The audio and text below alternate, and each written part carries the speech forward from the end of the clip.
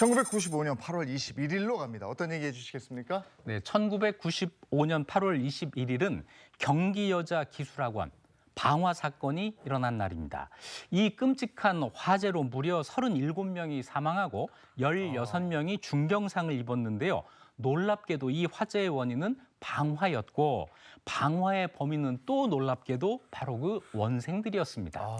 꿈만았던 소녀들이 화재 사고로 세상을 떠났습니다. 많은 사람들에게 충격을 준 사건이었고. 네, 맞습니다. 근데 그 학원에 불을 지른 그 범인이 원생들이었다. 이게 정말 충격적인데요. 경기 여자기술학원 대체 어떤 곳이죠?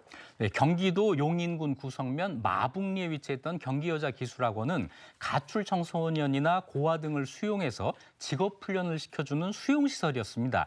여기엔 집안 형편상 진학을 포기하고 기술을 배우기 위해서 스스로 들어온 사람들도 있었습니다. 1995년 당시 원생은 138명이나 됐고 이 중 대부분은 10대 미성년자였고 가장 어린 원생은 13살에 불과했습니다. 네, 뭐 이런 내용들만 봐서는 뭐 그렇게 별달리 그렇게 이상할 게 없어 보이는 그런 직업 학원 같은데 네. 뭐 이게 뭐 문제가 있었나요? 네, 하지만 이 학원엔 무서운 반전이 숨겨져 있었습니다. 일단 학원의 문과 창문이 쇠창살로 전부 막혀 있었어요. 건물 주변엔 4m 높이의 철망이 둘러싸여 있었습니다. 뭐야? 학원 직원이 42명이었는데 그중 8명이 원생을 감시하는 청원 경찰이었고요. 외출은 불가했고 저녁 7시만 되면 기숙사 1, 2층 출입구가 밖에서 이중 자물쇠로 채워지게 돼 있었습니다. 감옥 같은 곳이었죠. 여기서 원생들은 자유 없이 철저한 통제를 받고 있었습니다. 지금 얘기를 들어보니까 정말 감옥이 따로 없다 싶은데 그러니까요. 여기가 직업교육을 시키는 곳이라고 했는데 그러면 그 안에서 직업교육은 제대로 이루어졌습니까? 네, 이 학원을 경기도에서 위탁받아 운영한 곳은 한 기독교 종교재단이었는데요.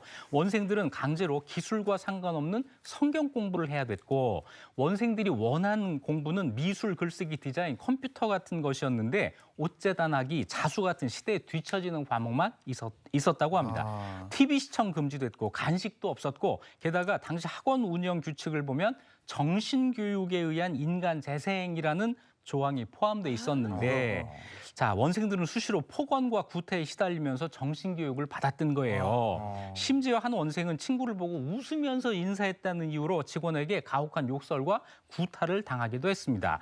거기에 학원 직원들이 원생들이 바깥으로 보내는 편지도 일일이 검열을 했습니다. 10대면 정말 하고 싶은 일도 많고 미래에 대한 꿈도 있고 네. 막 발랄할 그런 시기인데 웃음도 가둬놓고 저렇게 했어요. 근데 이게 뭐 이 사람들을 개조의 대상으로 이렇게 본 건데 아유. 그 사고가 난 당일날은 어떤 일이 있었습니까? 네, 오늘 이야기하는 1995년 8월 21일 새벽 2시에 원생들이 학원에서 탈출하려고 이런 생각을 합니다. 화재가 나면 문을 열어주지 않을까? 그 틈에 이 지옥을 빠져나가자. 원래 계획은 바깥에서 보일 정도의 작은 불을 내는 거였어요. 그래서 원생들이 일회용 그 라이터로 옷가지, 공책, 화장지 등을 쌓아놓고 불을 붙였습니다. 그런데 불이 났는데 화재 경보기가 작동을 하지 않았고 놀라서 소화기로 불을 꺼보려고 했는데 소화액이 이미 굳어있는 상태였습니다. 다급해진 학생들이 출입구로 달려갔는데 앞뒷문은 강화유리로 막힌 상태였고 그런데 뒤늦게 한 남성이 나타나서 문을 열어주면서 1층에 있던 원생들은 바깥으로 빠져나갔는데 나가니까 거기에는 또 청원 경찰들이 몽둥이를 들고 대기하고 있었다고 합니다. 아이고. 참 진짜. 학원 직원들이 원생들 구조보다 아이들이 바깥으로 탈출하지 못하게 통제하는 데만 신경을 쓰고 있었던 거죠. 아니 불이 났는데 아이들 구조하는 게 먼저지. 이 와중에도 아이들이 도망갈까 봐 그러니까요. 그 앞을 막고 서 있었다? 정말 이해가 되지 않습니다. 그러면 2층에 있는 원생들은 여전히 갇혀 있었던 거잖아요. 네, 1층은 이렇게 열렸는데 2층은 문이 열리지 않았습니다. 아이들이 다급한 마음에 출입문 옆에 있는 화장실로 대피해서 이 좁은 화장실에 수많은 인원이 몰려서 뒤엉켰고 여기에서 연기에 질식사를 해갑니다. 새벽 2시 40분에야 신고를 받고 119 구조대가 여기 출동을 하는데 안타깝게도 이미 많은 원생들이 사망한 상태였습니다. 나중에 수사가 진행되면서 이 사정이 드러났는데 사고 당시에 학원 직원이 2층 문을 열었다고 해요. 그런데 무슨 이유에서인지 다시 닫혔습니다. 그 사이에 2층에 있던 사감이 빠져나가고 다시 닫힌 거예요. 화장실에 몰려있던 아이들은 문이 잠시 열렸던 것도 모르고 있었던 아. 겁니다. 이 측문이 다시 잠긴 이유, 이 이유에 대해서는 고의였는지 우연이었는지 끝내 밝혀지지 않았습니다. 네, 이게 지금 보니까 사상사 중에 어른이 없었다라는 거는 아이들이 전부 다 빠져나오지 못했다라는 거잖아요. 물론 뭐 방화를 저지른 아이들도 문제가 있었겠지만 그 전에 학원에서 일어났던 그런 끔찍한 감금, 폭행 이런 분들이 있었는데 이게 어떻게 좀 명백하게 좀 밝혀졌나요? 이 수사 중에 학원 관계자들은 쇠창살을 설치한 건 과격한 아이들이 있어서 통제가 필요했기 때문이다라고 변명하고 전 직원들이 원생들을 친자식같이 대했다라고 주장을 했습니다. 그리고 이미 체포된 방화법인 원생들에게 모든 책임을 떠넘기는 데 아이고. 급급했어요. 네. 그래서 세상의 비난이 모두 원생들에게 쏠렸고 담당 공무원들조차 아이들을 타락할 대로 타락한 망나니 같은 아이들이라고 규정하면서 막말을 쏟아냈습니다.